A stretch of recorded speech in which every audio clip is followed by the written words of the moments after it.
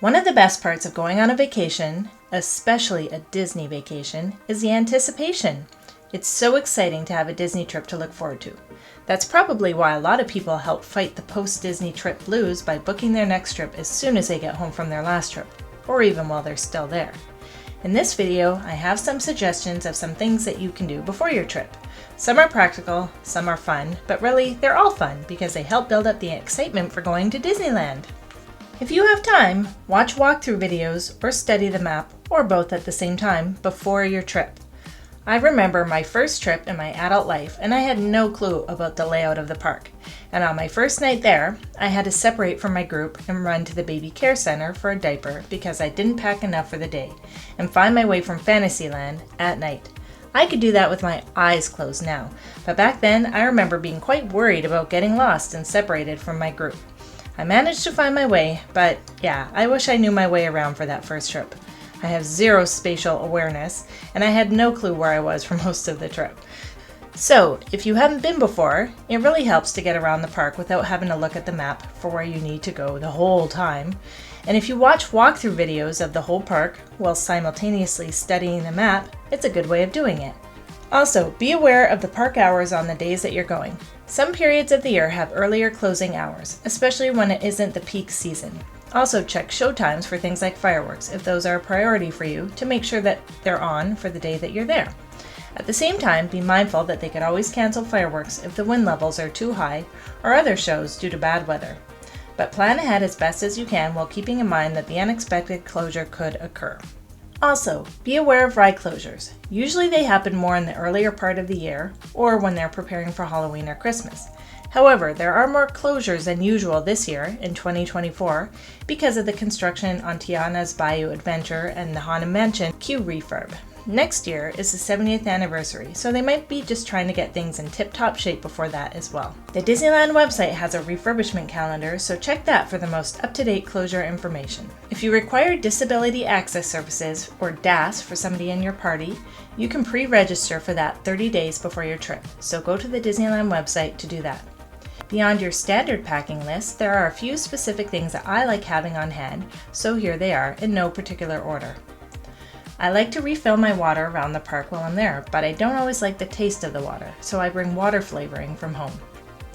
Make sure you bring comfortable shoes that are already broken in. I usually pack multiple shoes and alternate on different days. Someone suggested taking ibuprofen every 4 hours to help with the foot soreness. We didn't take it that often, but we did a few times and it did help. We also soaked our feet in ice water in the tub at the hotel at the end of the night. That probably helped more. Some people also bring Epsom salts too for a foot soak. In the winter and spring months, a coat or possibly even a rain poncho is recommended. There's usually less rain past April, but it can definitely rain between November, December, and April. A coat for warmth in the early morning and late night is a good idea. For the rest of the year, a sweater for the evenings and early mornings is probably sufficient. For those hot days, cooling towels, personal fans, chapstick, sunscreen, and hats are also important. You could even bring a sun umbrella and drink lots of water. If you're traveling with young children in a stroller, then a stroller fan is definitely a must also. Even if rain isn't expected, some people like to bring ponchos for the water rides like Tiana's Bayou Adventure and Grizzly River Run. You can buy them at the park, but they're usually cheaper elsewhere. It depends on the time of year how wet you get. They can turn up or down the soaking the guest factor. Usually the warmer the weather, the wetter you can get, which you might like. However, my son got soaked in April and his legs were chafing walking around in wet shorts after, and he eventually had to change. On that note, usually I wrap my feet in bags or I change into sandals on wet rides because I've gotten soaked feet before which resulted in blisters and that can be enough to ruin a trip. I just pack small flip-flops in my backpack. You might also want to bring some American quarters for the Frontierland shooting expedition or a few little activities in a few of the shops that take them. I know the press penny machines take a credit card now. I'm not sure what other places do, or if any of the press penny machines actually still take pennies or quarters. Also, definitely bring battery banks to charge your phone throughout the day. Bring earplugs if you have a little one who might be sensitive to loud noises from shows like Fantasmic, World of Color, or the fireworks, or if you have someone in your party that's overstimulated by the ambient noises of the crowd, music, rides, etc. If you're traveling with young kids, you might want to bring a portable potty seat with you and some post-it notes to cover the flushing sensors. If you have a little one who's under 3 but looks like they could be older than 3, bring ID to prove that they don't need a ticket. If you get any specialty tickets like military or Canadian resident, if they offer that in the future, bring the appropriate ID to prove that you're eligible for those discounts.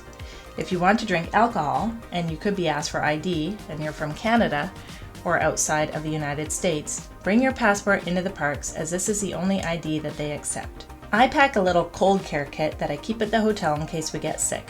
I also use lots of hand sanitizer at the parks and peroxide wipes. I also bring things like Band-Aids when I'm in the parks, but they do have a first aid center at each park, so they can help you out in that way also. You can also pre-shop for some souvenirs outside of the park before you go to save some money. Local stores in Anaheim like Target have lots of things, or sometimes even the hotel gift shops. Or look online before your trip. Etsy has lots of ear vendors. In my experience, little kids need strollers. How old will they be when they can stop? Well, only you can answer that. I've found though, even if your kid doesn't use a stroller at home, say when they're 4 for example, they will need one at Disneyland. You can bring your own, and most airlines will let you check one for free, or you can rent one from a service in Anaheim like City Stroller Rentals. You can also rent them at Disneyland, outside of the Disneyland entrance to the right.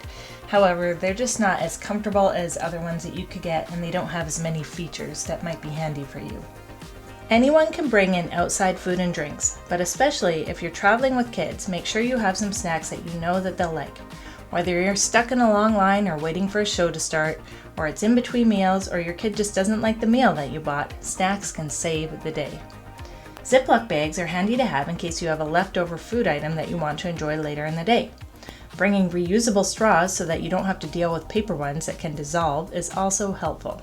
There are lockers inside both parks near the front entrances, so if you have a backpack full of just-in-case stuff that you don't want to haul around, the lockers are very helpful for storing your things. Just don't forget to get your bag before you leave the park for the night. Seems obvious, but if you're leaving DCA at closing and then heading to Disneyland for an extra couple of hours, then you might forget. They aren't transferable between parks, so if you get one at DCA and then you want to use one at Disneyland, you have to pay for another locker rental. And of course, this is optional, but if you have time, watch the movies that the rides and shows are based on, especially if you've never seen them before or it's been years since you have. We did that for my son, and he got way more out of our last trip. I have a video here that I've made, including a free printable, that lists everyone represented in both parks. Just click the link above for Disneyland and the suggested video at the end of that one for DCA. Next up in this series, a short video on souvenirs. And if this is too much to remember, grab a copy of my ebook when it's released this fall. It's packed with everything you'll learn in these videos, plus extra secrets, tips, and some Disney history to make your trip even more magical. Thanks for watching. Please like and subscribe, and we'll see you in the next one.